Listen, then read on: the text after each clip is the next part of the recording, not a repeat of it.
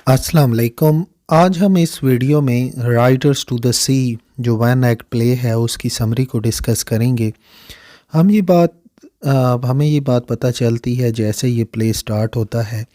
Nora जो कि एक लड़की है एक बंडल कपड़ों का उठा के घर आती है और ये बंडल उसको एक नौजवान प्रीस्ट पादरी ने दिया है। नोरा जो है ये बंडल अपनी बहन कैथलीन को दिखाती है। कैथलीन नोरा की बहन है, 20 साल इसकी उम्र है। ये जो कपड़े थे ये समंदर के अंदर तैर रहे थे और ये दोनों बहनें ये बात सोचती हैं कि शायद ये माइकल के कपड़े थे जो कि शायद ये माइकल के कपड़े हैं जो कि पिछले 9 दिनों से लापता है। दोनों बहनें जो हैं ये इन कपड़ों को छुपा देती हैं अपनी माँ मौरिया से। ये दोनों इसलिए छुपाती हैं ताकि उनकी जो माँ है मौरिया वो इन कपड़ों को ना देख सके। मौरिया नौरा और कैथलीन की माँ है और इसके 5 बच्चे, एक शौहर और जो इसका ससुर था वो मर चुके हैं और ये सारे के सारे समंदर में डूब कर ही मरे हैं। बार्टली सिर्फ वाहिद ऐसा लिविंग मेल मेंबर है जो कि अभी भी मौजूद है, जो कि ज़िंदा है इस फैमिली का। और बार्टली हम कह सकते हैं कि वाहिद सबसे छोटा बेटा है मौरिया का जो अभी तक ज़िंदा है। बार्टली जो है वो दाखिल होता है घर में और रस्सी की तलाश में था जो कि इसने ख़रीदी थी कौन मारा से। कौन मारा में एक मेला लगा जहाँ से इसने ये रस्सी ख़रीदी। अब ये राइड पे जाना चाहता है गालवे, पोनी को बेचना है इसने मेले में। मौरिया जो है इसको रोकती है और ये चाहती है कि ये हेल्प करे कॉफ़िन को बनाने में जो कि माइकल के लिए बन रहा था अगर उसकी बॉडी मिल जाती है तो जो बार्टली है वो अपनी माँ की बात को इग्नोर करता है। बार्टली कहता है कि मुझे कॉफ़िन बनाने में मदद नहीं करनी। वो बार्टली जो है अपनी रेड पोनी के ऊपर बैठ जाता है और चल पड़ता है और उसके पीछे पीछे ग्रे पोनी भी मौजूद होती है। मौरिया जो है वो उसके पीछे भागती है खाना लेकर। मौरिया अपनी बेटियों को वापस आके कहती है कि उसने देखा है माइकल को ग्रे पोनी के ऊपर सफ़र करते हुए। तो नोरा और कैथलीन को अब पूरा कंफर्म हो गया कि जो हमारी मौरिया माँ है उसने शायद कोई भूत देखा है क्योंकि माइकल तो मिसिंग है पिछले 9 दिनों से।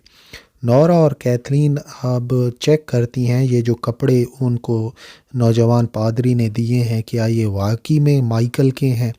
जब वो उस कपड़ों को चेक करती हैं, कंफर्म करती हैं, वेरीफाई करती हैं तो वो कपड़े वाकई में ही माइकल के होते हैं। तो अभी जो मौरिया कह रही थी ना कि मैंने माइकल को देखा है, वो बार्टली के पीछे ग्रे पोनी के ऊपर बैठ के जा रहा था। नौरा और कैथलीन को लगा कि अब पूरा यकीन हो गया कि मौरिया ने कोई भूत देखा है। बार्टली की जो बॉडी है, बार्टली अब आगे क्या होता है इस प्ले के अंदर, बार्टली जब जा रहा होता है तो जो इसकी पोनी है, पोनी वो गिरती है और जिसकी वजह से बार्टली का सर ज़मीन के साथ टकराता है और इस तरह उसकी डेथ वाक़ई हो जाती है। और लोग बार्टली की जो बॉडी है वो फट्टों के ऊपर रख कर घर में ले आते हैं। अब जो लोग मौजूद थे जो कि कफ़िन बना रहे थे, कॉफ़िन बना रहे थे, ताबूत बना रहे थे माइकल के लिए, का वो ताबूत बिल्कुल ही तैयार था। कारपेंटर्स कंप्लेन करते हैं कि ताबूत बनाने के लिए हमें बुला तो लिया लेकिन कील तो आपने अरेंज ही नहीं किए। तो कैथलीन और नौरा उन ताबूत बनाने वाले कारपेंटर्स को कहती हैं कि आप ये देखें कि हमारे घर में कितनी ट्रेजेडी हो चुकी है, हमें इतना फुर्सत नहीं थी कि हम आपके लिए कील काफ़ी अरेंज करके रखते। मौरिया जो है जब देखती है कि मेरा जो आखिरी बेटा बार्टली है वो भी अब मर चुका है तो इसके बरक्स के वो रोती चिल्लाती अपना सीना पीटती। वो बिल्कुल ही पुरसकून तरीके से बैठी थी और जब आसपास की औरतें आईं उसको उसके साथ अफ़सोस करने के लिए, तो उन्होंने देखा कि मौरिया बिल्कुल नॉर्मल बैठी है और बार्टली की बॉडी के ऊपर वो मुक़द्दस पानी छिड़काव कर रही है और साथ में ये कह रही है कि शुक्र है, चलो सारे मेरे जो बच्चे, मेरा शौहर और ससुर समंदर में मर गए, लेकिन चलो इस मौरिया को, ये मेरा जो बेटा बार्टली है, इसको अच्छी मौत मिली ज़मीन के ऊपर, कि वो एक अच्छे तरीके से मरा।